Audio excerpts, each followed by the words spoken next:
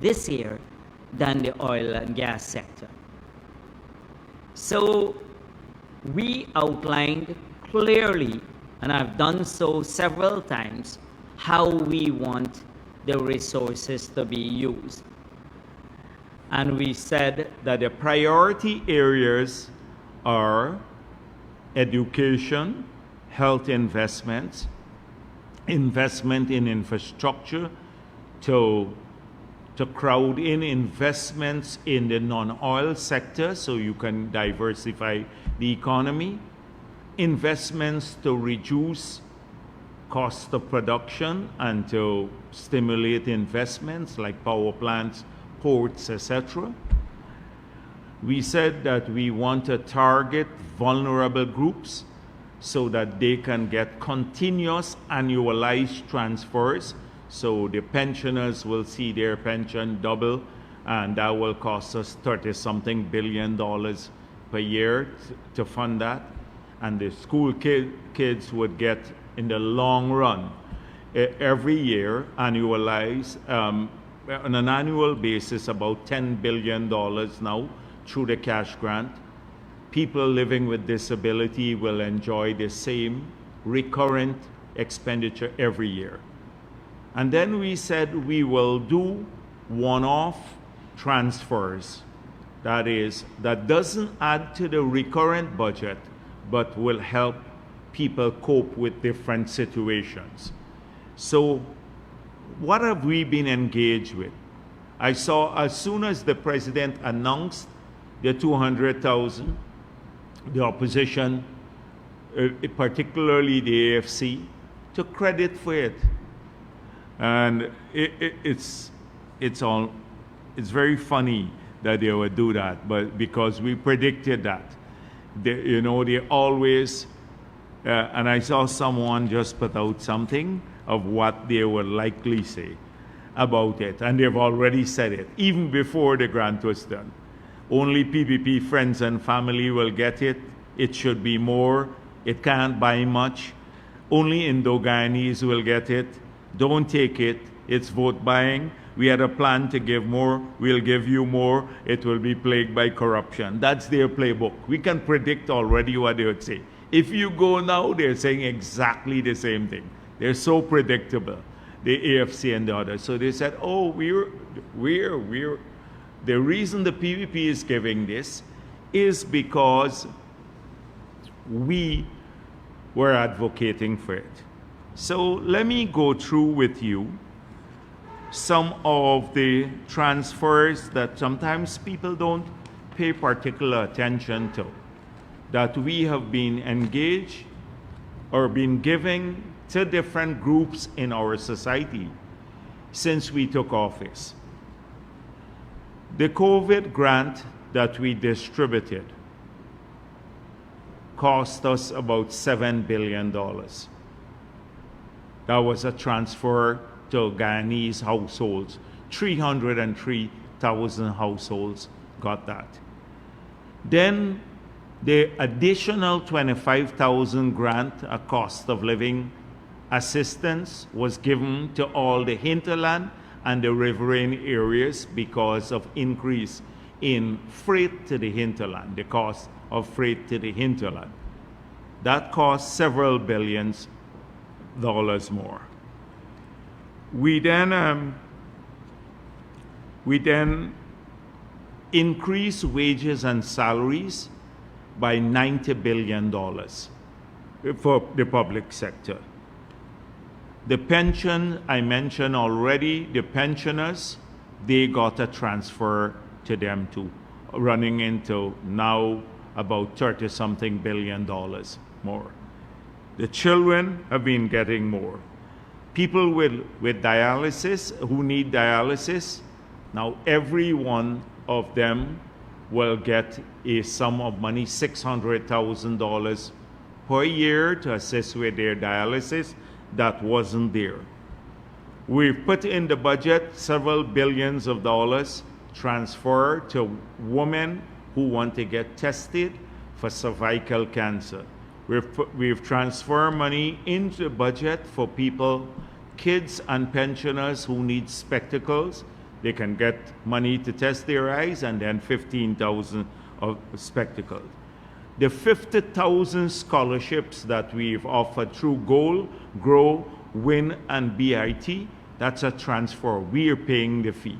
The 18 billion that we are writing off from the student loan program, it's a transfer to those people who owed the University of Guyana.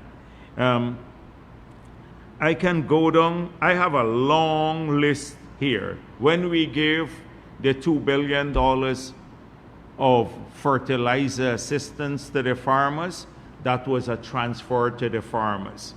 When we gave the fishermen in this country, nearly 13,000 fishermen, after they had difficulties, they got a transfer. They got a sum of money from the state.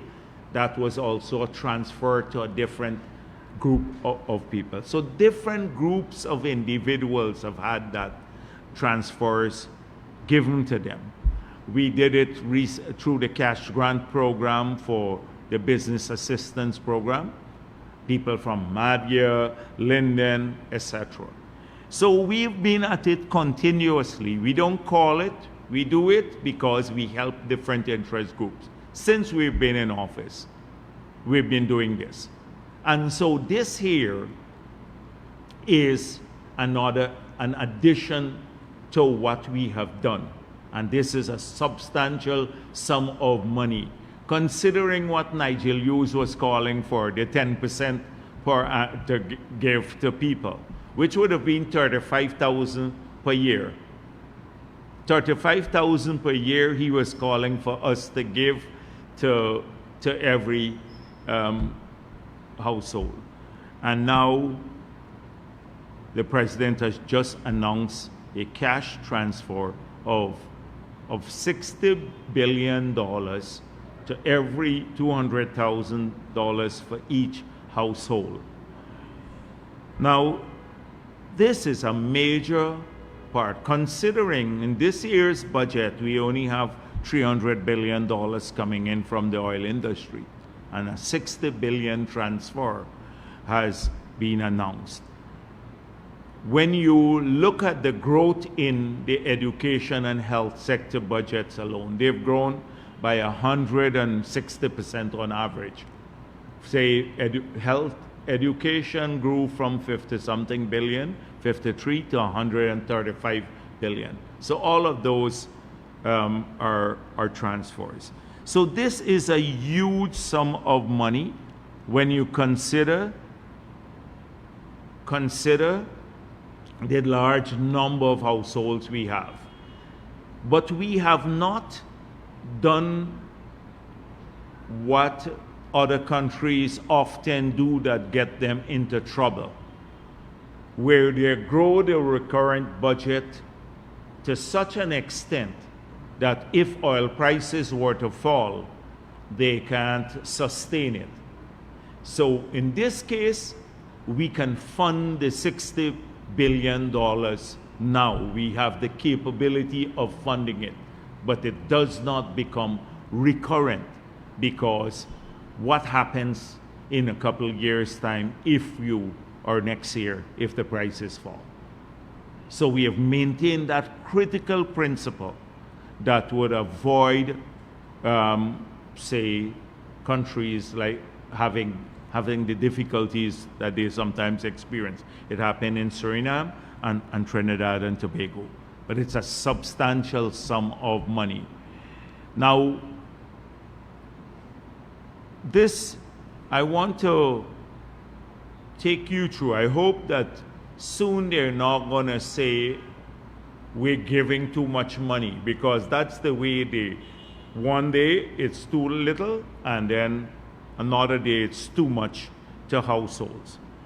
So for a long while, I see everyone has been asking us, how are we going to assist households because of some movement in food prices? I've explained here before the $70 million US, which is a transfer to the $70 million US that we're using to subsidize electricity and keep the price down. That's a transfer to people's pocket, because if we did not do that, they would have had to pay $70 million more for the electricity. That's out of their disposable income. We are now subsidizing gasoline and diesel to the tune of $81 billion per year, which means we're transferring to households 500 Ghana dollars for every gallon of gas and diesel purchased in this country. That's 81 billion. That's even more than what we are giving directly to households, but it benefits people based on lower cost. That's a huge transfer there too. But as a result of that, we have managed to keep the cost of living down, because we have not seen an escalation in transport price nor electricity rates, and we have not seen an escalation in water rates too, and mortgage rates. So the only thing that we have not been able to tackle, because it's a free market, would be food prices, and that moves based on market demand. I've explained that somehow. And so this grant will assist households significantly to cope with changes in the so-called cost of living. It's a huge intervention generally to assist households, but specifically to deal with any movement in food prices. And this is a robust response by the government of Guyana. A robust response, targeted response, robust, and it will assist people. It goes beyond the $7 billion that we have in this year's budget to assist with cost of living initiatives. This is a $60 billion initiative that will assist every household to tackle this. And that's how we work. We have identified the problems. What were the problems? The problem was global increase in cost of living, global increase in particular components of cost of living like fuel, etc. We've tackled almost every single component in the 4 years we've been in office so far. And now this is the latest robust intervention to tackle cost of living, or the increase in food prices. I don't think if you go around the world or this region, you will find a government that has tackled every single component of the cost of living through a state initiative, to bring relief to people. And this is something that we're extremely proud of. But by tackling this, we have not given up on addressing the other things in the society that are crucial for our well-being, our future development, that APNU says don't do. So they're saying give people money, some money, or historically, but don't build the roads, don't build schools, don't build health centers, too much investment on infrastructure, don't build the power plants. Well, we are building the power plant, which will give, when complete, and I'll come to that a little bit later, which will bring relief to people there. We're building the 12 new schools. We're building hospitals. We're expanding. You heard how many schools the president listed, the number of schools rehabilitated and built. So we're building the highways and all the other public infrastructure necessary to operate a modern economy.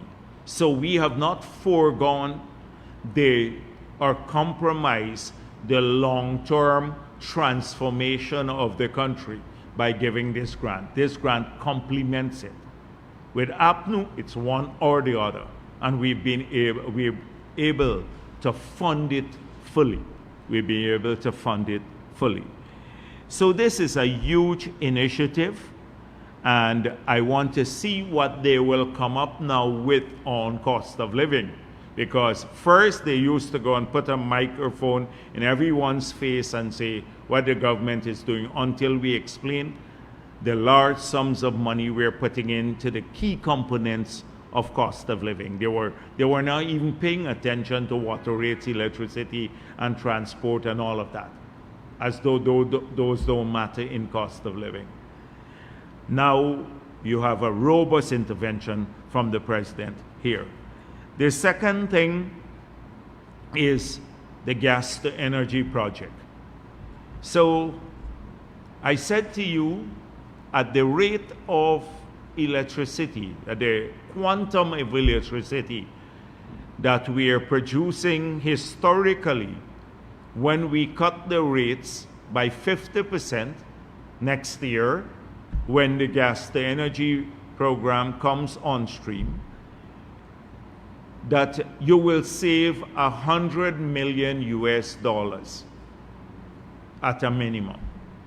That is if we were supplying the amount of electricity to the grid as we were historically supplying, around 130 something megawatts of power. But we will be supplying here 300 megawatts of power. So if you look at the savings to the Guyanese public, if they had to pay for 300 megawatts of power at the current rate of 22 US cents per kilowatt hour, and that's a subsidized rate, they would have had to pay $250 million more. So, put simply, when we drop the electricity prices by 50%, the Guyanese public will be paying on an annual basis $250 million less than they're paying now for the same amount of electricity. That's a large sum. Think about the gas to energy project. The total cost will be just over $2 billion. And if you could save $250 million, that's only the savings to the Guyanese public. In 10 years, the savings alone will be $2.5 billion. That is how much the people of Guyana will save. I hope that APNU can go through the mathematics of this. And if they need a bit more explanation, we can show them how this will happen. That is what it means for this country. $2.5 billion of savings per every over 10 years to the Guyanese public. And so this initiative is one that should be fully supported by everyone. The next initiative is the increase in the threshold. So we've started, there was a time there was no deductible, and we introduced mortgage as a deductible, so people can add that their threshold gets expanded by your figure, an allowance for mortgage payments, because we wanted to encourage more people owning their own homes. So we adjusted the tax system. So we're trying now to make the system more progressive and also to be child-friendly. So the president has just announced that for every child that a family has, they're entitled, one person in the family is entitled to claim a deductible for that child up to $10,000 per month. So what this means is if you have 2 kids, your tax threshold moves up by $20,000 per month. So over a year, you have a tax threshold of increase in your tax threshold of $240,000. So this is a huge incentive for people who have children in the country. It makes it easier for them. They pay less taxes. They would have to pay less taxes. The third announcement was NIS. So wherever we have gone, I just had a conversation with a prominent member in Parliament, with a prominent Guyanese who was a minister in the last government, who was in Parliament. And he said to me that until now the record keeping at NIS, he can't get his pension because the record keeping is bad. And we have had a lot of people complain about this. So there are a large number of Guyanese that we've helped, we've worked with them. And every outreach we have tons of people who come to us and speak about NIS and their pensions. People sometimes die and they can't get their pensions because their contributions, they have to have 750 contributions to qualify for a pension. And they claim they've worked, they made the payments, but NIS doesn't have it in the records. Or sometimes their NIS contribution was deducted by the employer, but never transferred to the NIS. And so what happened is that what has happened is that those people are not eligible for a pension, an NIS pension. We have raised the minimum wage, the minimum pension since we got into office. That's NIS pension. I'm not speaking about old age pension, which we promised to double from 2020 to 2025. It will move from 20,500 a month to 41,000 per month. I'm speaking about NIS pension here. So anyone below 750 contribution now cannot qualify for a pension. So we think it's unfair, and we have to do something to assist this group of people. So what the president announced here is that we've set aside $10 billion to work on a formula to address people who fall below the threshold to make them eligible to receive an NIS pension. But they made contributions over the years, large number of contributions. And so this raise goes back to faraway public servants, old public servants, sugar workers, everyone.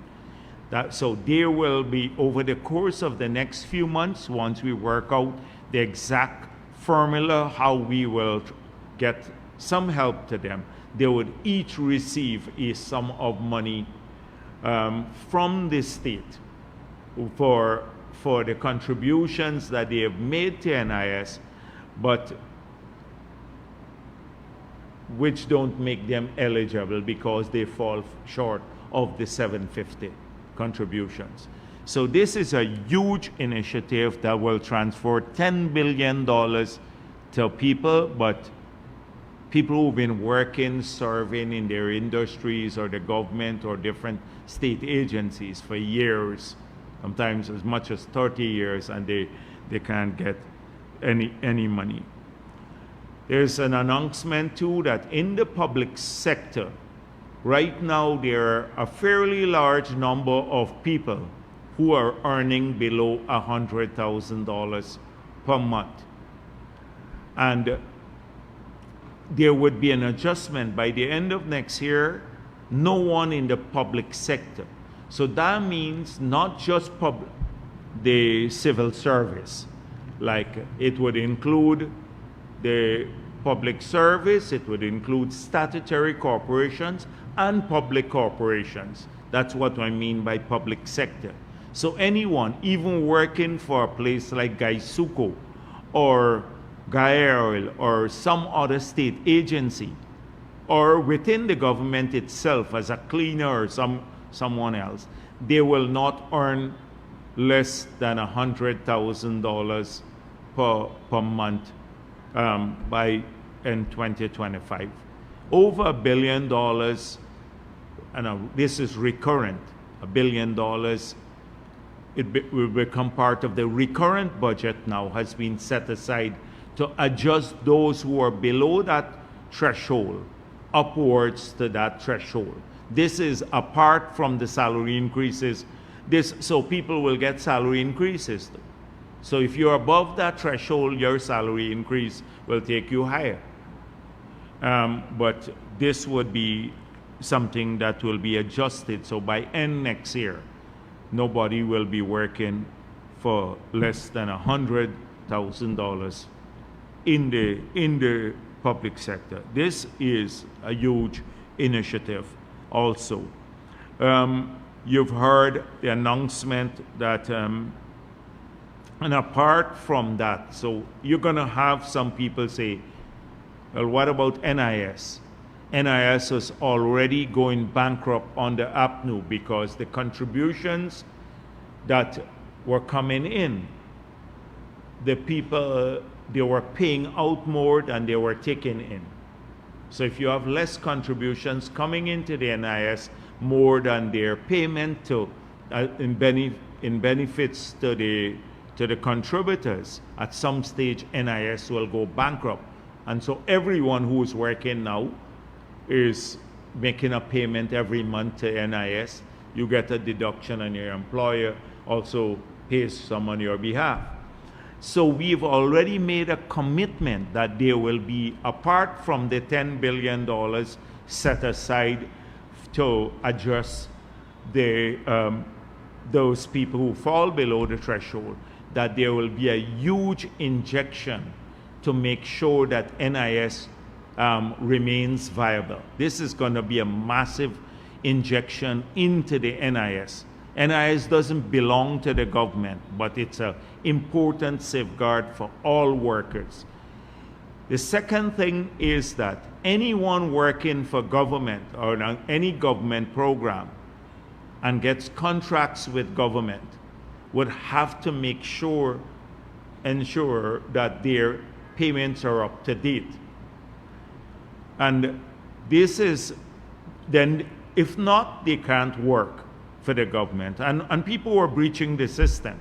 So I told you a few months ago, I learned about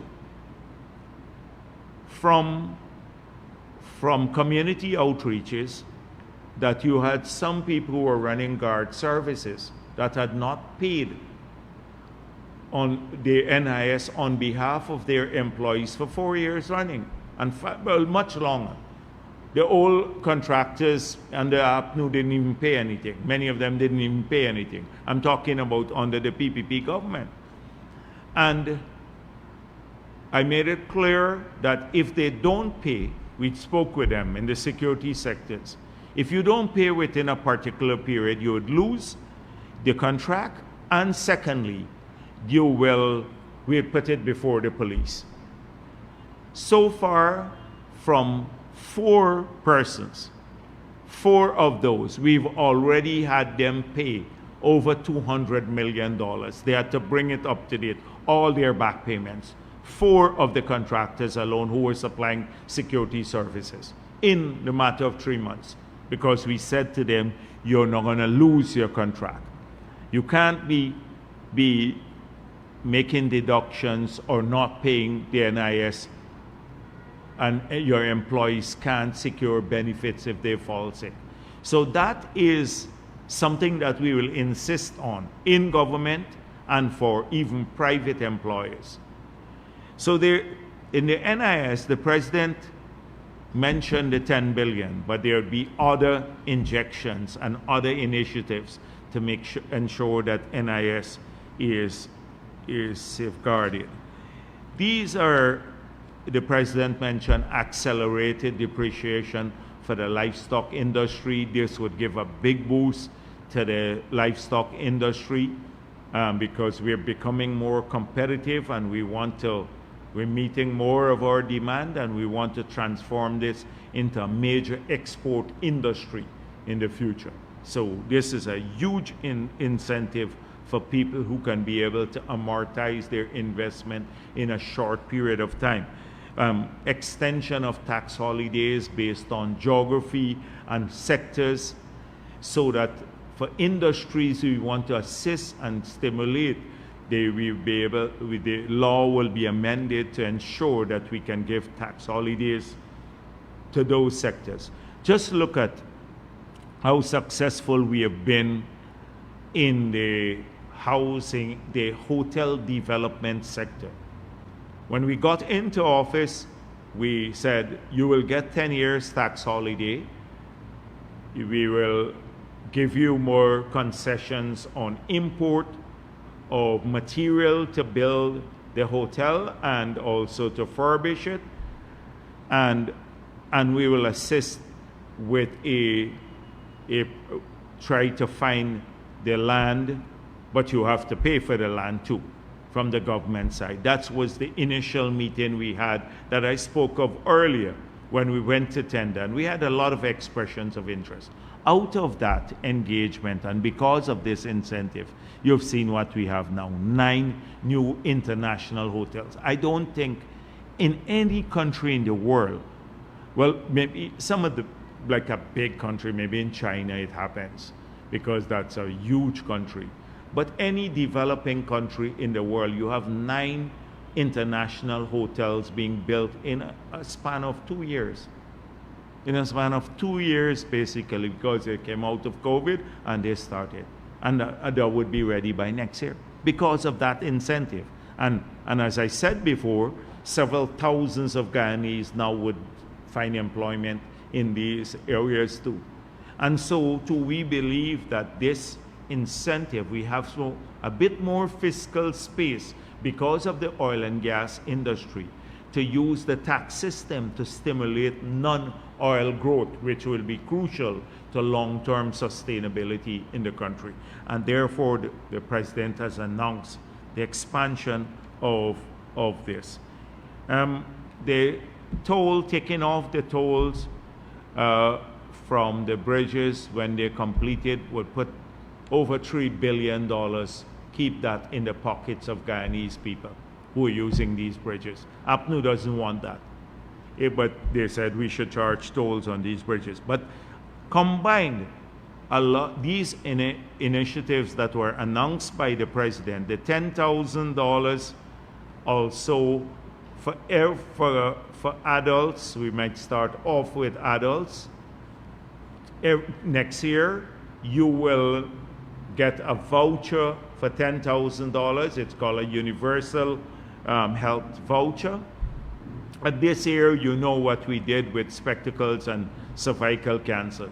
Next year, you'll be able to get this voucher, go to get some tests. We want baseline data on all of our people, particularly in the lifestyle diseases, because those are preventable if you intervene early.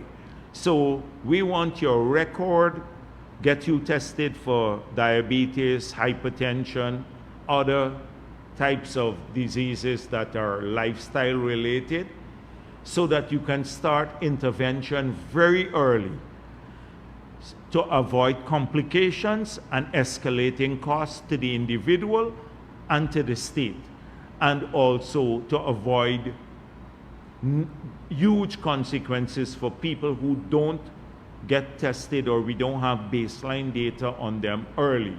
So I spoke of this some time back. If you're hypertensive and you don't address it early, you can lose your sight, you can develop cardiac problems, you develop kidney problems, where you failure of your kidney, etc. When that happens, it's massive interventions you have to have. It's costly, and it changes your lifestyle. If you have your kidney, you lose a kidney or something like that, you have to go on dialysis for the rest of your life, which is very expensive.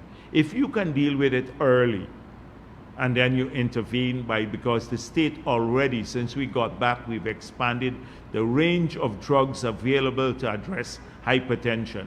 You can get prescribed freely free from the state the drug to control your blood pressure.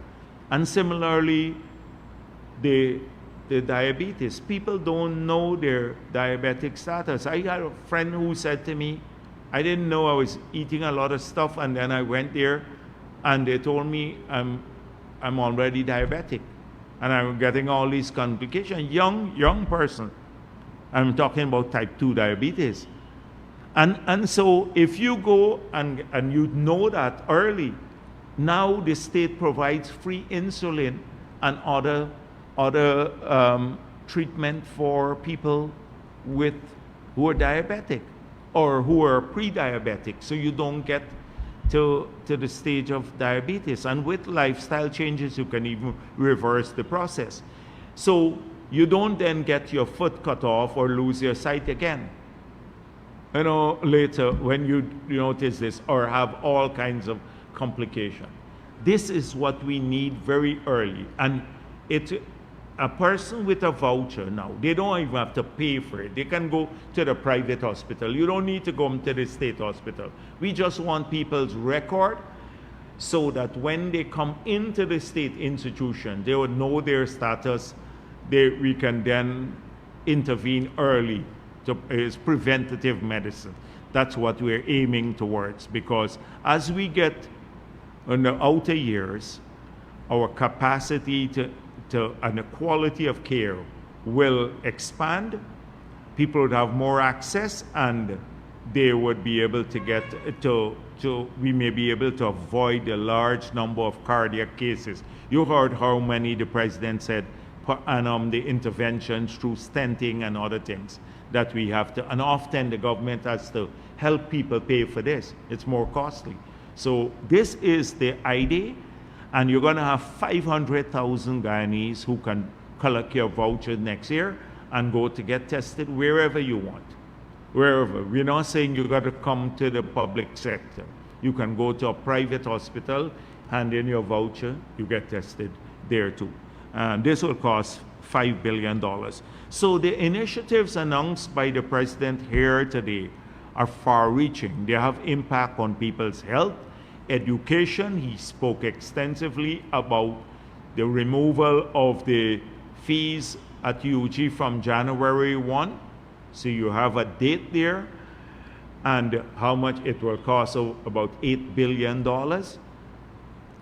So it covers education, it covers healthcare, it covers the productive sectors, covers cost of living interventions to help people at the household level. You transfer there.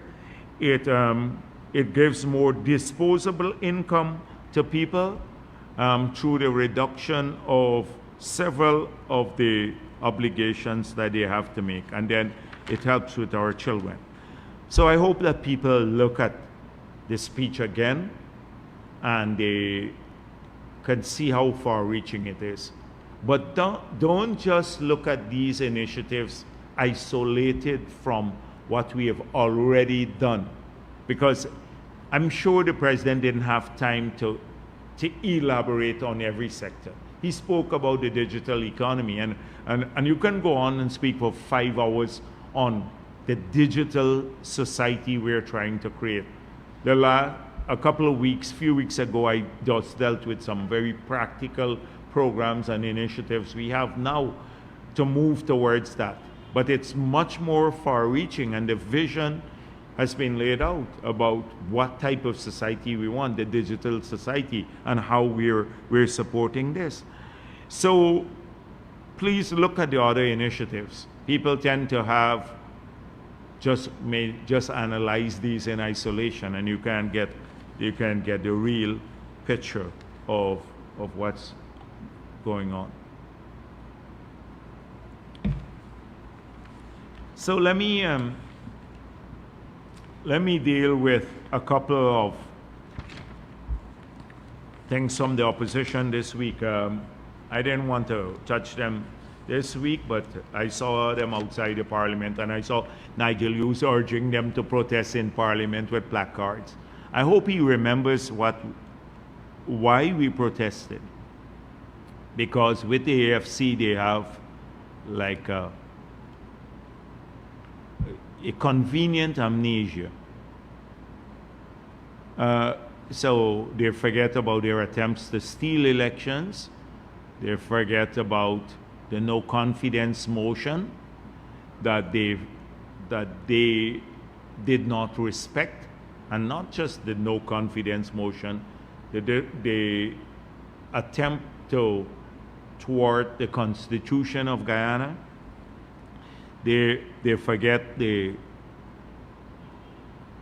lack of accountability, and egregiously so, that took place in their period.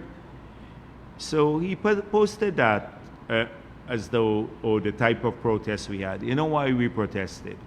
We protested because a fundamental issue to the future of this country and to what we are was being violated by Granger's administration.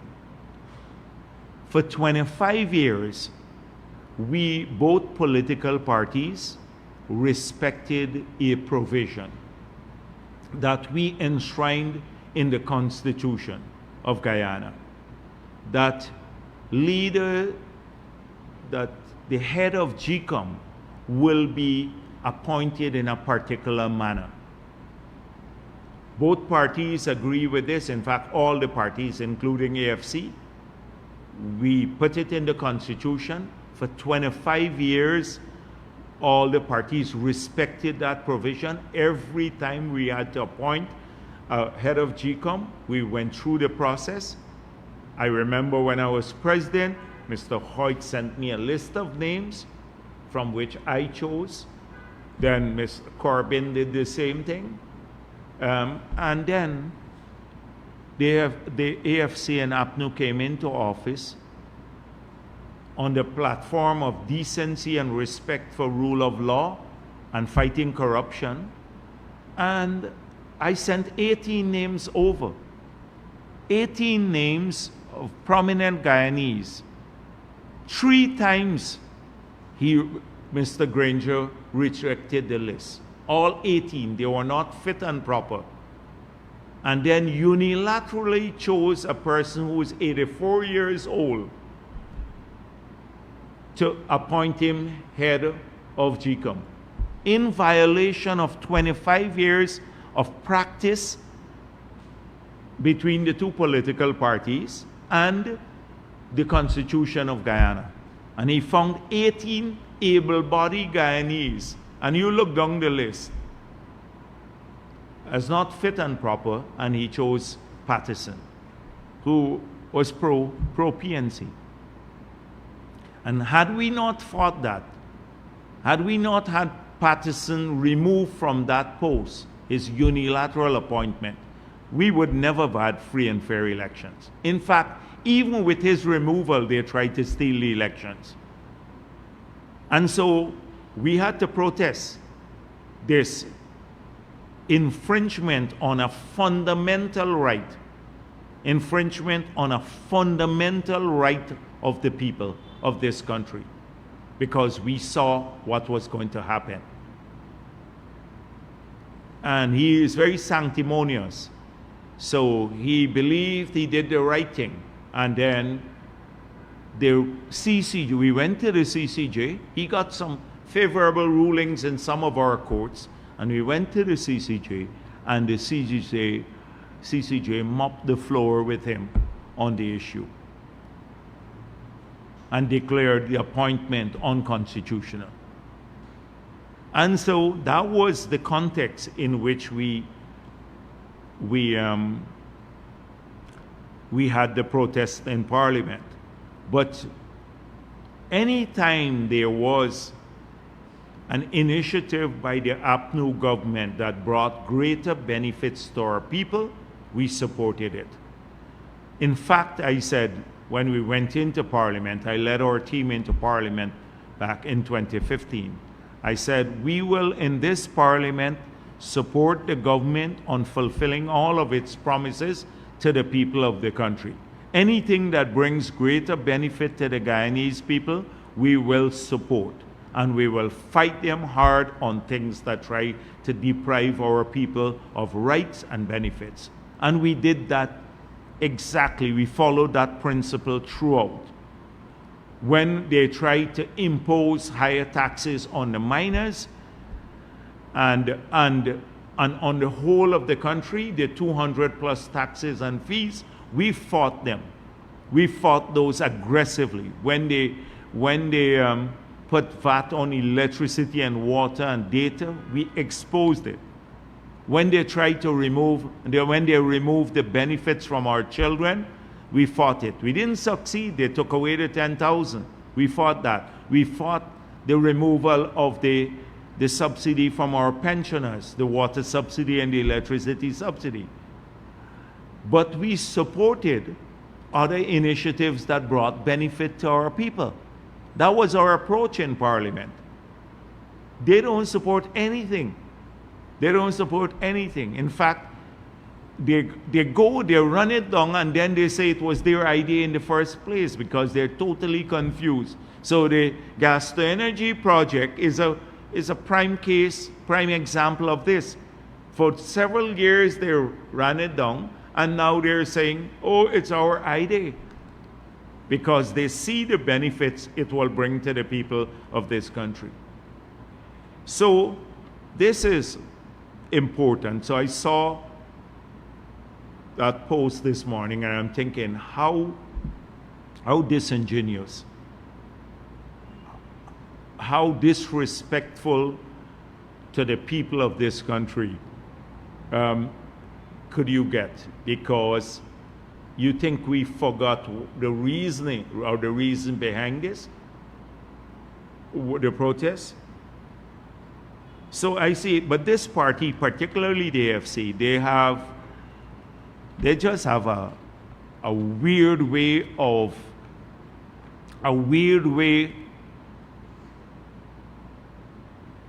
dealing with politics. So I saw this, they put this out. They have a page, they're looking at making a donation to their party. So you can go on this, you can scan the barcode here and make a donation. And look on the brochure that they have to make the donation. They have a picture with Ramjatan, Cathy Hughes, Shara Duncan, and the U.S. ambassador. They're using the U.S. ambassador image on a page where they're asking for a donation for their party. It's unbelievable that you could get so low, but I shouldn't expect anything else. That's a low-life party too. And then I saw they put out another thing. They're selling stuff. It's called merch and swag. So actually, you know something? So when I saw this, so merch, you understand it, merchandise. They're selling their stuff, the t-shirts and stuff like that. They want to do fundraiser. That's fine. That's okay with me. But when I saw the word swag, I had a recollection that I saw it somewhere before. So it could be like a piece of cloth too, but that should have been included on the merchandise. But you know what the Oxford Dictionary says? It's informal use of the word of swag is money or goods taken by a thief or burglar. So they're selling goods and it's swag. That's the informal. I have the definition here. I said, these people got to be crazy. They're finally admitting, is it stolen merchandise that you're selling? And it looks very sophisticated. You should look at it. Merch and swag, let's sell the thing. Check the informal thing of what swag means. It's money or products by a thief or burglar. Merch and swag. It's shocking their tour abroad, the lack of diversity. Have you seen the pictures there? They have no diversity whatsoever. They talk about it being the party of Guyana. That what used to be in 2015. They moved away from that they were bringing people together. PPP is racist, APNU is racist, and therefore the AFC should be the party you should support if you're not racist. They gave all of that up. Like diversity, they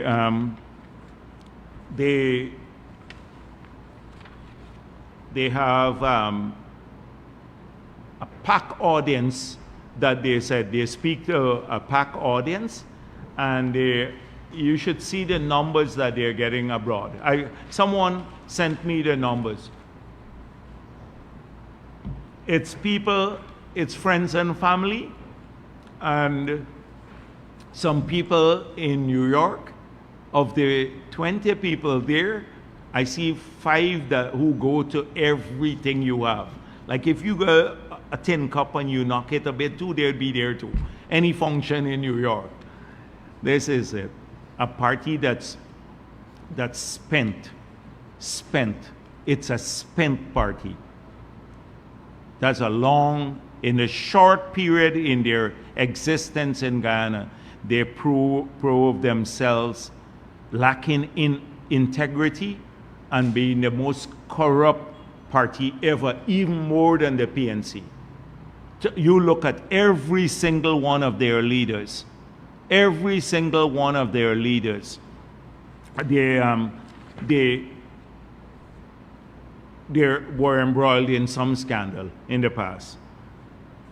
So that's so much for the AFC. So today, every week I look at the circus that they engage in.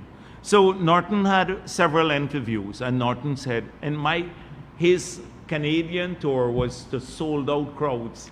That's what he actually said. No sold out crowds. I want to know whether their contributions, whether they're paid into the PNC's coffer, because every time you have a sold out crowd and he collected $30 for people to go to his meeting, whether it's paid into the PNC's coffer. And then he goes on, that the PPP took GPL on the move. It's a move to nowhere. We took GPL on the move. Usual nonsense. Sherrod Duncan, who was interviewing him, someone sent me this transcript. So whilst I'm in Parliament, I'm reading the transcript. Sherrod Duncan said the PPP DNA is corruption. Sherrod Duncan. Up to now, Chronicle can't get back its money that he hustled from Chronicle. Sherrod Duncan talking about PPP corrupt DNA. Imagine these people. And so maybe today I'm not going to go through all of these useless things with Norton. Norton wants to, he said he gave 12 proposals that we should deal with to get a voucher for cheaper gas. So he wants a voucher for cheaper gas. So we must keep the $81 billion, the original price for gas. So everybody now would have to pay $500 more per gallon, and then we must share out vouchers to a few people to go at this station. It would breed corruption. It's better you do it across the board, the government not sharing out vouchers, because next thing you hear, APNU selling vouchers. They collect some vouchers there and start selling the vouchers. So we want to avoid those things, Norton. We prefer to do the across the board thing. Everybody go to the station, even if they don't know it's subsidized by $500 per gallon, let them get it. Not the government sharing around these vouchers for fuel. Because you remember, we lost under APNU, the Army trucks used to go to to GWI, and they had a racket that cost us $1 billion, a fuel racket. That is now, a few people were charged for it when we got into office, but we didn't get to the big boys as yet. I think it's still ongoing, the investigations. So that is his proposal. And he said we should waive the electricity prices for few people. So remove the subsidy, let the price go up by 30% for everyone, and then give them back a few people waivers. We're not doing that. We prefer across the board systems, so all of our people would benefit from it. And then you don't have big administrative burden. This is for people who just want to every day be running behind this sort of thing. And he said also, just check this carefully. He said he wants to give each farmer $10 million to buy equipment. So imagine if you give each farmer $10 million. You know how many farmers we have in this country? They did not want to even assist. He criticized us spending $1 billion to assist with fertilizer. They put the VAT on pesticides, etc. Now he wants to give $10 million to buy to every farmer. Maybe let him say this in Parliament and let him look at the cost of it. So right now we have I shouldn't even be repeating this, because sometimes I overburden people with the nonsense that they talk all the time, because they could promise anything. They could promise anything in the world. They're not going to do it. They don't even calculate the numbers. Every time they say something and you try to run it through a formula or an analysis system to see, are they saying something that makes sense? You just come up with figures or administrative or initiatives that burden the administration. So figures that you can't sustain over time. So I'm not going to spend too much more of my time. I got a long list of things that I was thinking about addressing, but maybe someday else. There's one last thing. I saw my Paul saying something about Region 8 engineer. Now my Paul has a funny way. He's another Mr. Accountability. Mr. Accountability. And you just Google my Paul and UG funds, and then you will find out what I mean. Mr. Accountability, my Paul. Just Google him and go back to the past, and you will find Mr. Accountability himself. You'll find his true records, like you would with Sherrod Duncan. So he says the $28 million contract for the engineer was never blocked. So I explained that we went out throughout the country to the regions where we heard there were serious breaches of the procurement law of the country. There was conflict of interest, and it was done in a manner that without people at the center. When you are here at the center, you don't know what's going on in many of these entities or at some of the regions. So we laid out every case of a breach that we have found. We said we found the following things: tampering with evaluation reports. 2, we found related parties getting contracts.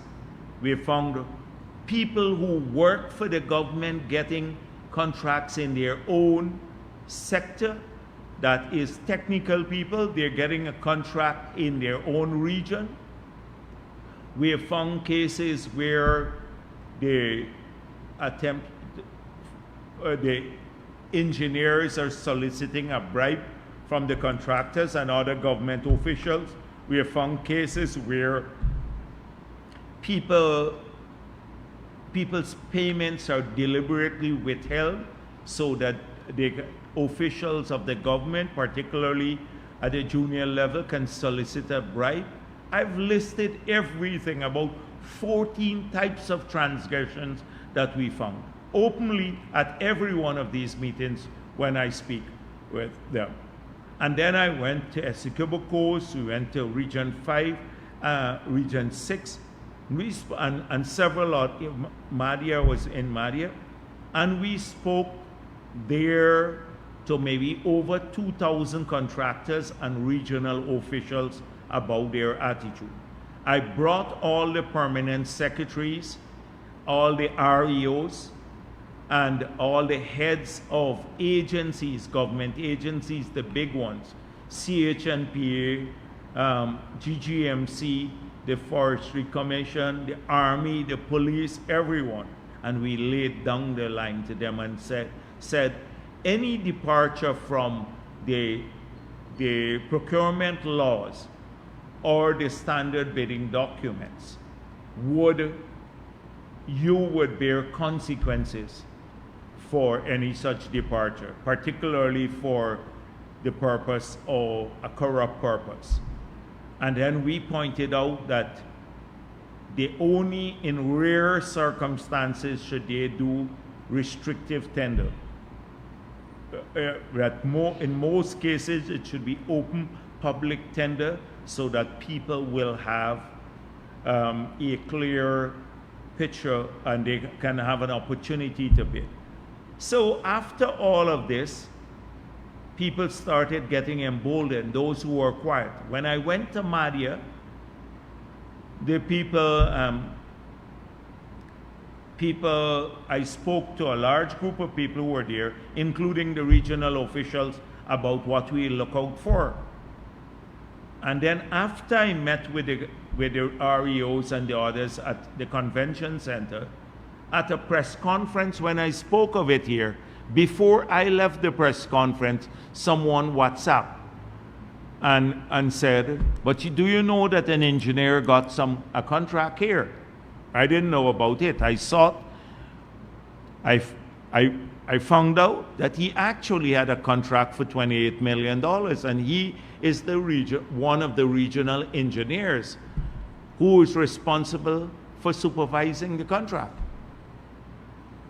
And that's why I said then that he either has to do the contract or be the engineer. You can't be both. That's the same conflict of interest we're talking about. But in Region 8, so I don't know what Mahipal is talking about. I don't know if he had completed the contract by the time I found out, but now that I'm hearing about this. But clearly, he's not going to be there. Because you can't be the engineer in the region and then tender for a contract to do work in the same region, particularly in the area you're based in. He is stationed in Madhya and he's doing work in Madhya. And people think we endorsed it. We didn't even know about it. But what we found is not just one engineer, Mahipal, is that almost all the officials in that particular region at the senior level they're doing contracts or have some relative of theirs doing work in the same region, contracts that they have to supervise. So because now we talk to people on the ground, I went to Madhya, etc., the people are becoming emboldened to expose what's going on. We would have never known, because what some of these guys do, they set up a company and you don't know who the principals of the company are. So you think when you assess the bids, the tender board, this is a regular company, they win. They may even put a person who is related very far, they don't have the same surname. So there's no way you can find this out until somebody comes to you and say, you know that man is a relative of this guy here. That's the only way we find out these things. We don't know people's relatives. And in this case, we just found out. So it's even, and I'm not embarrassed about it, speaking about it openly here. We're fighting this. It would have never happened under Mahipal. He'd probably be busy there doing his own thing too. If Mahipal was doing it, I'm telling you openly, and it's not limited to this one engineer. And I didn't even know the man had a PNC membership card. It's only yesterday I saw it got posted that the same man was a PNC, had a PNC membership card, but we didn't tackle him because he has PNC membership. So there are many others in that same region at the senior level that we found out. And if we find out that other officials are doing the same thing, and at the regional level or anywhere else, we will speak openly of it and we'll take steps to fix it. We're not going to cover it up. We're not going to cover it up. But if this had happened, we had open cases of corruption. Up to now, money missing, 600 million missing from the Durban Park stadium that they built there. My Paul should tell us where that money went. So that was the one thing I wanted to address. It's bigger than this one guy now. It's a whole set of other officials there that we're not going to tolerate it. Thank you. Dr. Jagdeo, Cordell Jones from Livewire News. Coretta MacDonald has claimed that Guyanese are suffering more now under the PPPC government than during the Burnham era. How would you respond to this comparison, and what would you say to persons who hold this view? It's a wonder that actually she should be teaching, because she's squatting on the position of General Secretary of that union. By law, by their own rules, she's a squatter there. And she's bullying the people in the union because by now based on their own rules, they should have thrown her out. She's lucky that this government, under the PVP government, she got a supernumerary position. So she's a supernumerary head teacher or something of some school. So she doesn't have to show up there. So she collects a salary as a head teacher or a deputy head herself. I don't even think she could, with that kind of view and that kind of analytical skill, I don't think she should be even teaching the forest grade, in school. For someone to be so divorced from reality, you just check the period. Maybe she was better off on the Burnham. Maybe she used to get some of the banned items to eat and stuff like that when people were starving in this country.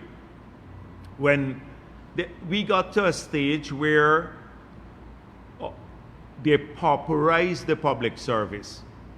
Public service was pauperized under the PNC. When we got into office, the wage for public servants, the minimum wage was $3,000 Guyana. At that time, the exchange rate was about 120 something. So that was like you earning $25 per month. That was it. There was nothing here. So I don't know which universe she's living in. And I don't like to waste my time being Coretta MacDonald. All that they can push is racism. You remember the strike? It was, we don't like teachers, and it's a racist thing. That's all they did. Jaundice, lack any intellectual depth, can't analyze anything, blatant liars, barefaced liars, would say something that if you're lying, at least lie on, have some elements of truth in the lie. How would you have been better off in that period? In what period? Ask the people who fled this country, people of every race and every religion, how they fled Guyana under the PNC rule. By 1992, you ask your parents or grandparents where we were. Not just that we were stealing elections all the time. So I don't want to waste my time being with Coretta MacDonald. On some elections issues, Nigel Hughes has said he's been engaging the international community on election-related matters. Now, some observers have described this as hypocritical, given the fact that his party has accused the international community of interference when they stood up against the AP and UFC rigging. Do you agree? I wonder if Cathy Hughes was with his delegation when he met with them, and she told the international community of the Russians that she found who would help us to rig. So, not just hypocritical, they would continue to perpetuate a lie. And they know, they've seen the writing on the wall. They know they're going to lose the elections. The DNA, the PNC DNA in Nigel Hughes is leading him to use the same excuse that the PNC historically has made since the return to democracy, which is that they have lost all the elections in the past because somehow the voters list is flawed. So in the period when they were stealing the elections, they didn't need to look at lists or anything else. But the fact of the matter is that each of these elections have been certified free and fair since the PPP got into office by the international community, by all the observers, excepting the one that when they were in government in 2020.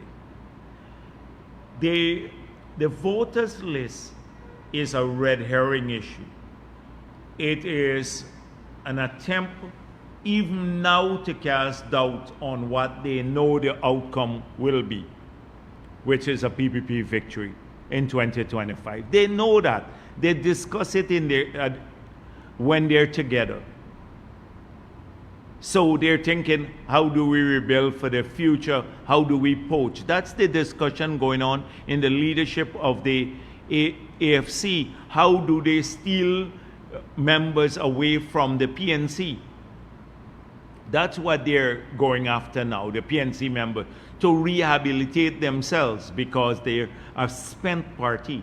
They have no energy, and the elections have shown that, including local government elections. So Nigel Hughes knows full well that when they tried to remove people's names from the voters list, that the issue went to court, and the Chief Justice ruled that it would be unconstitutional to do so because we together, APNU, AFC, PNC, all agreed when we had the constitutional reform. But those who were not in AFC, they would have been in the PNC at that time. Nigel Hughes might have been, I don't know where he was, either the PNC or AFC at that time.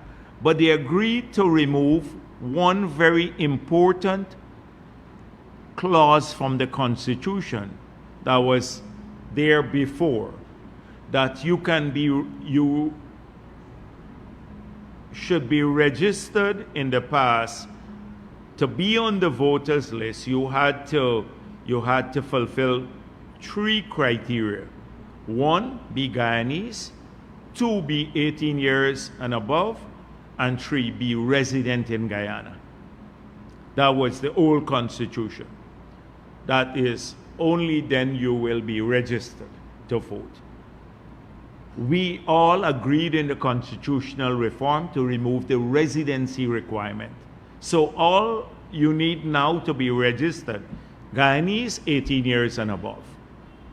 So once you get on that list, you can't be removed if you go abroad now. There's no residency requirement any longer. And even if somebody, Guyanese, comes home now, they have to be registered once they're Guyanese and over 18 years old. That's the Constitution of Guyana. So, but to vote, they can't vote overseas if they've migrated. They have to come back and vote in their division in which they're registered. That's the law, the Chief Justice rule. It's unconstitutional. You can't remove people's name just like that. So we all agreed that we can remove people who are dead. And we suggested that they do this in a mass way. Get all the names, send them to the political parties, publish them online in the newspapers everywhere for objections. And if there are no objections, remove all those names. If it's 20,000, 30,000 people, everyone who has died since. So that's fine. But you can't remove the others. It will be unconstitutional. They know that very well. And they know about once you have a continuous registration, that's called continuous registration, that the numbers on your voters list could get very high, more than the resident population sometimes, or as high as the resident population, because you calculate it on the basis of those who are here and those who have migrated to.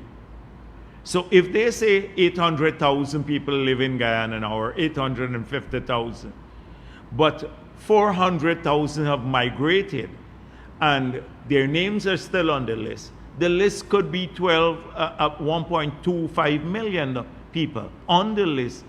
But if they're not here, only 850,000 can vote, because you have to go. And that happened exactly in the last elections. We had 660,000 names on the voters list, but only 460,000 voted. 200,000 did not vote because they were not here or didn't show up. Even if they were here, they didn't go to the polls. So, and the same thing happened in 2015. It's the same list that they won with. So they're using this. He should know, because he's a lawyer. But this is pure dishonesty. Dishonesty about, the people wants to rig because their list is not clean. They know. They need an excuse every time for losing. They don't look to themselves. If you're racist, people don't support you. If you're racist, that's why they should start working on their racism. They should start working on their vision for Guyana and solid, long-term, sustainable plans for the future. So you have you can suggest an alternative to the existing government.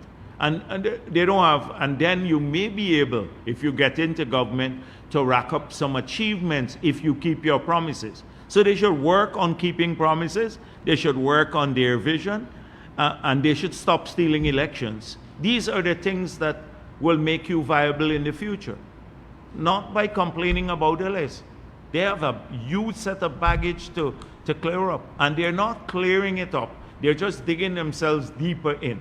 One would think in this year, age now, when people frowned upon racism, and a donkey would know that this country is made up of people of different races and religion, and you have to work for everyone. That's the only way we move forward. That there are things that we have to safeguard our country and our own people, all of them. Everybody knows that. They're just trying every day to divide people. And that's why they're using a failing philosophy that worked well in the past. They whisper, no, PPP is racist, they don't like Afro-Guyanese. It's not going to work anymore. Finally, Dr. Jagdeo, in relation to the 10,000 that one parent will be able to claim for, I've gotten several questions from some citizens asking whether this will be deducted from the government agencies monthly or like a yearly tax return. They're trying to figure out how it will work out.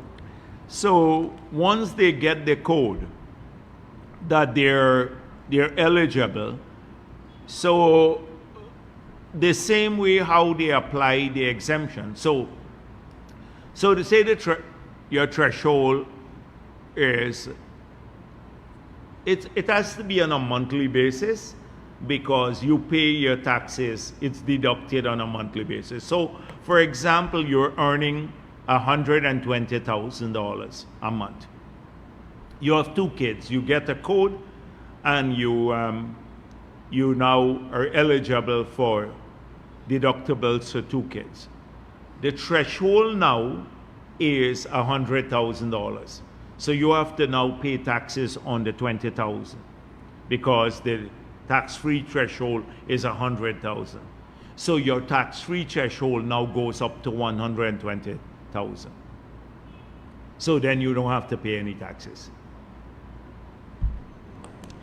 Cassie Henry, DPI. Dr. Jagdeo, stemming from the President's announcement of the $200,000 one-off cash grant, could you be able to say in no uncertain terms what would constitute a household in this situation? Yes, so we have had this issue always with the definition of the household. And so in the census has 264,000 heads of households. But we believe the census, we believe, did not capture everyone. And you do have in a household, people say, I cook my own pot. So this is where it gets tricky. So we are looking now, I don't want to get into great detail, but we have about 200 and maybe 20-something thousand people who pay electricity rates. They have their electricity bill. That excludes people, say, in regions who are on GPL database. So that excludes part of 7, because Bartica N, they would be on the base, 8, 9, and some of the other riverine areas on the coast too. So it excludes some communities.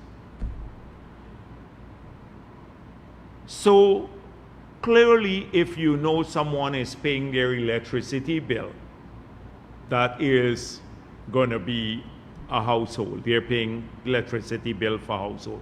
So we'd have to use the data from GPL, GWI, and then go through a process. So if, for example, I have multiple buildings and I am paying 5 meters. So I'm not going to get 5 households. We clean up that list. So if you have 5 meters, you're not going to get that. But assuming I'm paying for 5 tenants now and 5 different groups, the 5 tenants would then can claim a different, that when we go through the first list and through GPL and use that, that's a verified database. These 5 tenants are eligible to claim as separate households. So we're working it to try to see as far as possible how we can make it fair without people ripping off the system too. You know, the husband comes in and then the wife comes and separate things, because that's how it happens all the time. But we assume that 2 persons wouldn't be paying the electricity bill, is 1 person. And that's the person who is in the household maybe doing it. So we still have to work it through the great detail, but we believe we can do it. And then in communities in the hinterland, what happens is easier there because they're smaller communities. So we have a process of verification by the 2 shouts. Each of the villages have a list of individuals and they verify, they sign off on the households. So then we get the names, you got to check in the names of those people, because it would be by check in some areas, almost most of the areas it will be by check. And so, but the aim is once it's a legitimate household.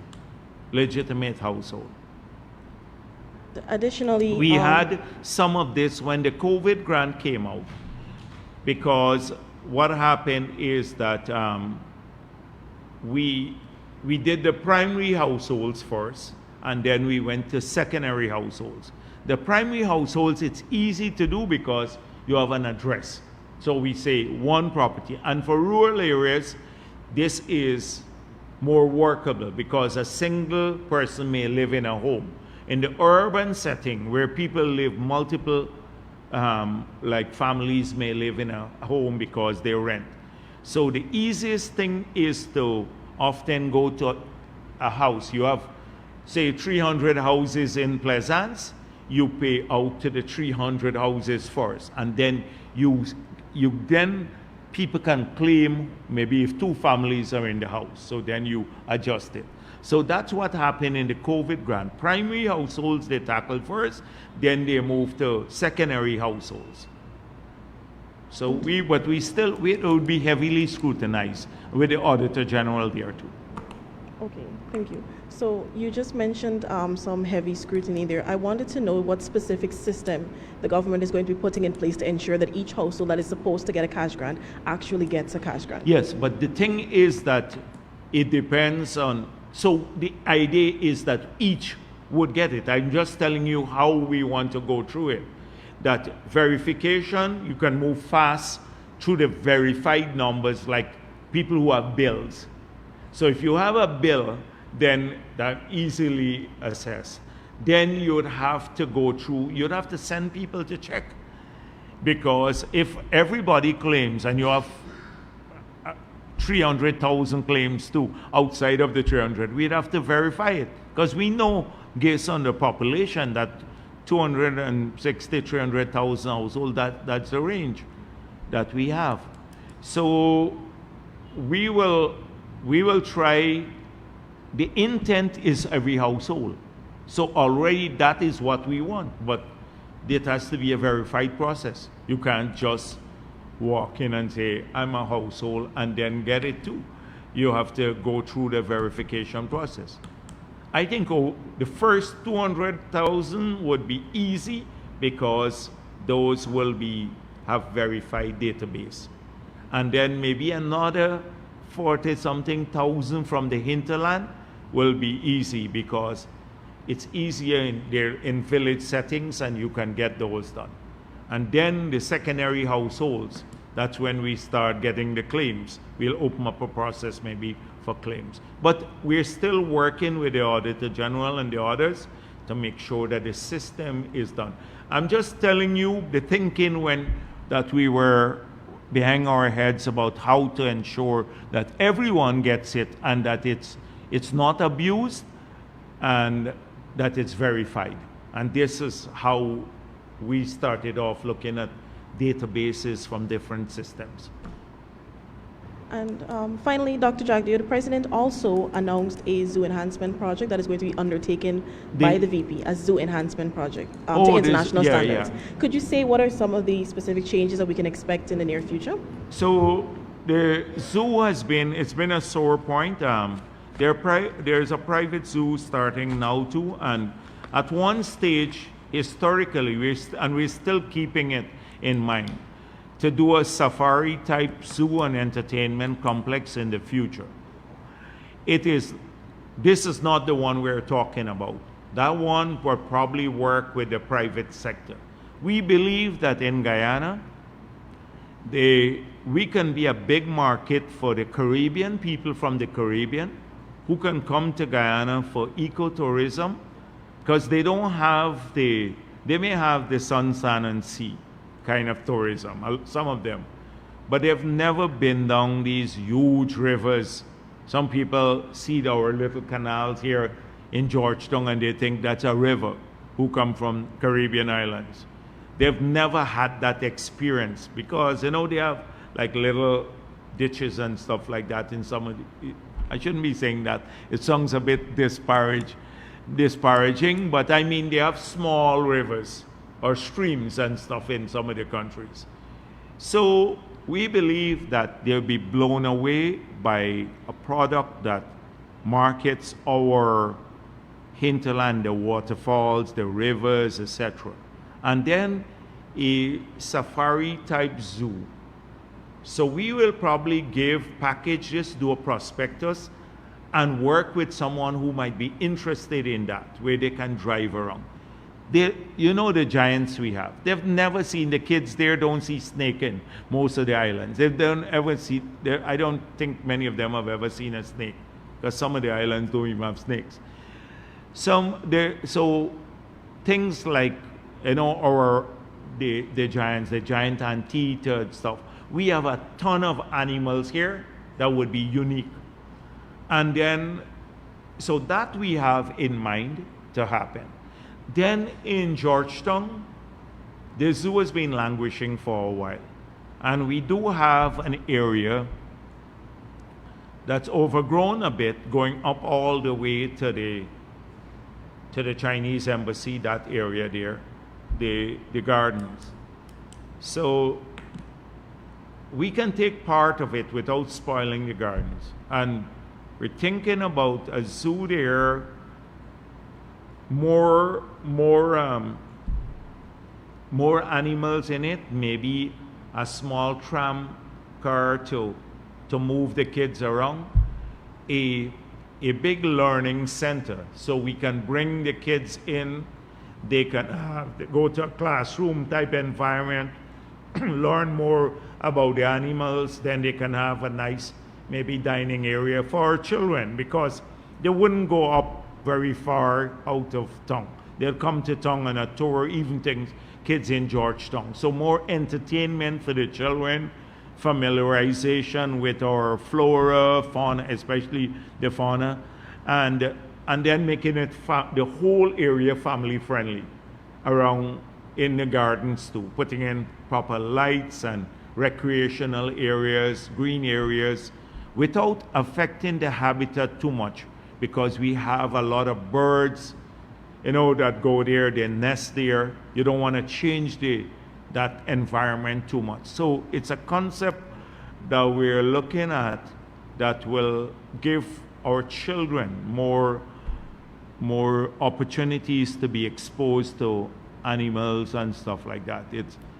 That's in a nutshell. That's what we're thinking about. But we will do the prospectus for a safari type zoo, but we want that done by the private sector mainly, maybe with the support of government, because we think it would lend itself to the attraction or improve the attractions that we have here. Particularly for Latin America, people tend to be exposed more to that kind of animal life, but not people from, say, North America or the Caribbean.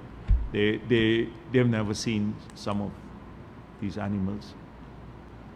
Dr. Jagdeo, Saskia Warwick from NCN. Just another follow-up on the $200,000 one-off cash grant. Yeah, sure. As it relates to non-nationals, will there be any requirement, for example? Non-nationals now eligible. These are Guyanese families, Guyanese households, not non-national. If you're not a Guyanese household, you're not getting this money. That clarification. Yes, Guyanese headed households. And I know you spoke about the clean voters list. Yeah. However, during the opposition's protest earlier this morning, the opposition leader would have said that they're still fighting for a clean voters list and they're going to be changing their approach to do so. How would you respond to this? I know every week they change their approach, and it doesn't matter what they change to. We will take it all in stride and address it whenever and if ever that change approach comes. We've had change approach from the PNC all the time. Rigging, we confronted it, we overcame it. Violating the Constitution, we overcame that. Street protests, we overcame that.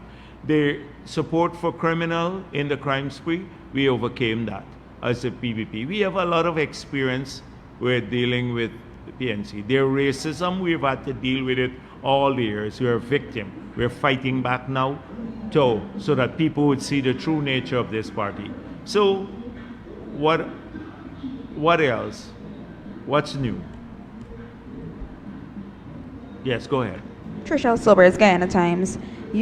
Just another follow-up to the $200,000 per household. What systems will be put in place to ensure that persons who are renting have access to that money rather than their landlords having access to it? Yeah, but so the thing is that is why if they're paying electricity bill. So we wanted to use electricity as a crucial thing. So if you have, for example, the landlord has 4 properties and he's paying the electricity bill, he would not be eligible for 4 grants. That is what? He will be eligible for 1 grant. So if we have the tenants now, so we would allow, if we can prove that people are renting, you show that you're renting, then that's an easy way of showing that you have your own household. Renters who are living by themselves, they have their own households. So you're running your own, you're cooking your own pot, basically. That's the thing that people say. But, you know, a lot of people, I hope they're not going to move into a place and say, look, I just rent for this week. You know how Guyanese are creative. I just rented for this week. Next week, they just give up the rental property. It's not an easy task when you're dealing with large numbers of people and you have like 5% of them who will look in to cheat the system or deliberately set out to cheat. We're not starry-eyed about this, you know. We know that, and these people who try to cheat, they come from every party.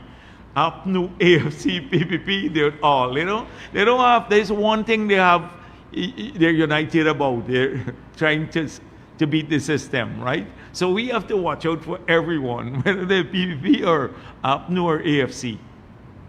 And my last question, what is your position on the move to confirm Clifton Hicken as substantive top cop?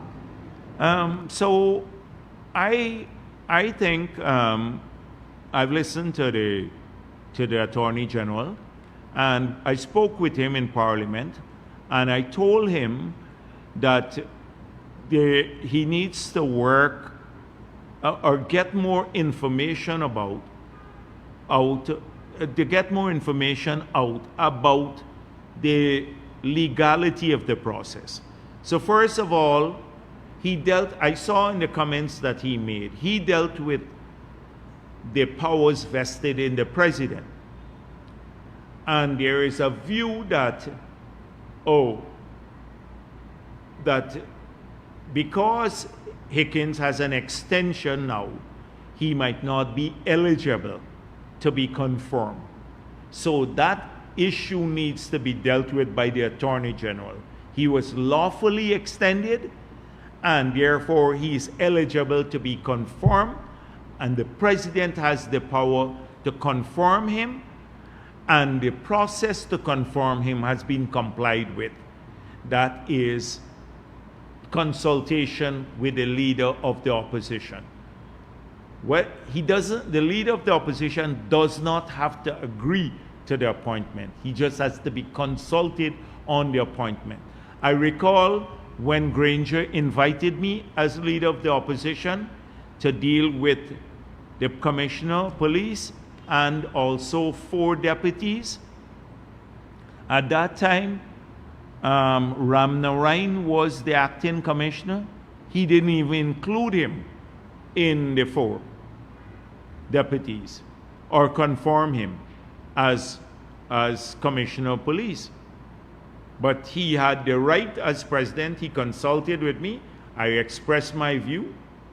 I said that the one Indo-Guyanese you have here among the group, and you're not going to give him, you're not confirming him or giving him a top post. And he ignored that, and he went ahead and appointed, and it was lawfully done. He appointed 5 persons. So why are they making this big noise now? We're confirming Hickens. That it's unlawful. I don't think it's not unlawful. That's all I have to say. And I asked the Attorney General today, I said to him, you have to get more information, because people may be questioning the lawfulness of it, not whether the president has the power to appoint, but whether we have complied with the process. And so he assured me that we've complied with the process to get the extension done, and then also the process to have the confirmation also done. Sorry, Dr. Jagdeo, just one more question about the cash grant. Some persons would have expressed concerns about this causing hyperinflation. Could you say how the government analyzed the situation and came to the conclusion that 200,000 was feasible? Yes, so we looked at this. We believe the economy has the capability of absorbing this. We wanted to look at tax measures to help people. But our experience with tax breaks for the business community and with the hope that they would pass on the benefit has not been a great one. When we remove some of the taxes sometimes from like food items, under APNU they had put taxes on food items and VAT on water, electricity, a whole range of stuff. We didn't necessarily have the pass-through effect to people. So that is why we opted in this case to just give them directly. We believe that given the scale of our economy, we can absorb this. We have a $22 billion US dollar economy now. And then, so we believe it could be absorbed. Good afternoon, Dr. Jagdeo, and Ask Williams, Kaiser News. Yes. ExxonMobil recently held a press conference, and a number of things came out from that press conference. Firstly, I would like to seek some clarity on the reserves. So Exxon would have told reporters that their reserve figures are different from what the government has. And recently at the Minister of Natural Resources press conference, he would have said that we would have had a 600 million increase, 600 million barrels increase. However, Exxon's partner, CNOOC... But we should not have a different figure. And so, because I'm assured by the ministry, let's deal with that the figure that they have is based on the quarterly submission from Exxon. So, we don't do our own assessment. Now we're recruiting someone to look at the reserve, to have an independent look at those issues. But I explained to you in the past that we go on the basis of a submission from them, and that submission is what they would release, the figure in the submission, and that's the, I think, 11.6 or something figure that they got. So it's either one of two things. So either Exxon is not being truthful, or the ministry gave me the wrong figure. But that is where the figure is sourced from, the submission by Exxon. And so there shouldn't be a difference. Call that you would have told us that you get the figures from Exxon from their quarterly reports that you get on a quarterly basis. But Exxon would have said that it is less than 11 billion according to their figures, and they would have also reported that, well, told reporters actually, that the government has their own people that does their own assessment. So that's why that's the clarity I'm seeking. It's totally false, because I asked the technical staff where the reserve numbers coming from, and they told me we're getting the reserve numbers from this quarterly report. I don't know of anybody that we've hired to check reserves. So it can't be that we are doing our own assessment of reserves. Right now, the reserve figures come from Exxon, which we are now we're recruiting consultants to do that. But if we go and say they have all of the data, they analyze the data, they do the appraisal wells, etc. So you could always have varying numbers. If we hire a consultant and they would say, oh, this rock formation here, we believe that it has a barrel of oil, I'm just being crude, a barrel of oil per every square foot. And they say, no, we believe it's half a barrel per every square foot. Putting it crudely. Then you can have varying things there. But right now, we shouldn't have any variance. That might be in the future if we hire our own people. But right now, there shouldn't be any variance, because the ministry's numbers are derived from their reports. And so that's what they told me. And I will verify this, and let them, then the ministry issue a statement on it. Yes, sir, because it was concerning that 11 billion was always touted and we've never gotten anything different until now. So that's Yes. why I sought the clarification. Secondly, on the issue of the 214 million, the disputed charges, I remember you would have said that if it comes to the point where I saw they said they're not budging, and we are not budging too. So then the next stage is we go to a process that would finally end up in arbitration. Now that's our position from the beginning. We have gone past them convincing us that we should lower our numbers. And if they've gone past us convincing them they have to pay us, the only way you can resolve it is through a mediated process or arbitration. But they would have cited costs as it being expensive. That's why they would have wanted to settle outside of arbitration. So you're saying that government is definitely So not if we're budgeting. settling outside of arbitration, we have to drop our demand. So that's why I said mediation first maybe, and then go to full arbitration. If in the mediation process we can't agree, then we go to arbitration.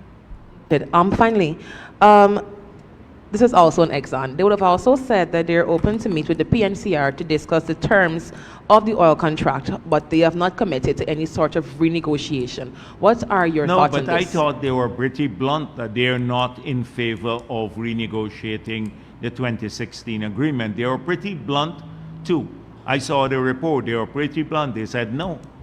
So I don't know what discussions they want to have, but they said they're not in favor of that. Thank you. Yes, sure. Good afternoon. How is your party paper? Yeah. How is the party paper going? The kite show, the Glenlyle party, the oil and gas party paper. Go ahead. Yes. Good afternoon. Good afternoon. Crystal Young with Kaiser News. Vice President, how do you justify the growing national debts while it is doubling? What? The figures What are growing doubling. The national debts. The figures are doubling each year while boasting about infrastructure projects that has limited benefits for the average citizens. Did they send you that? Which infrastructure has limited benefits? Tell me which one. The gas to energy? Well, the gas to energy is yet to come on board. Yeah, no, but but it's being built. We're spending $2 billion on it. So that has limited benefits. I just told you today that 250 million US dollars of savings on electricity bill per year. That in 10 years, the Guyanese public will save 2.5 billion, more than the price of the project. You think that has limited benefit? You think the Heroes Highway has limited benefit? Do you think it has limited benefit? It's a question that I'm sure you didn't put together. They sent it to you to send. And by the way, we're not doubling the national debt every year. If you were here earlier, you were not here. So let me go through this again. The stock of debt, external debt now, in nominal dollars, is lower than what it was in 1990. Can you conceive of that? The stock of debt for a $22 billion economy is lower, external debt is lower than in 1990, when our GDP was under 400 million, was 300 and something million. Now it's 22 billion US dollars. And the debt is lower than in 1990, the external debt. For this year, check the mid-year report. Please do the research and don't let them give you questions. That's what they used to send to these girls to Glenlyle, used to text the messages. The questions over. If that's a political question. Yeah, anything else? All right. Thank you very much.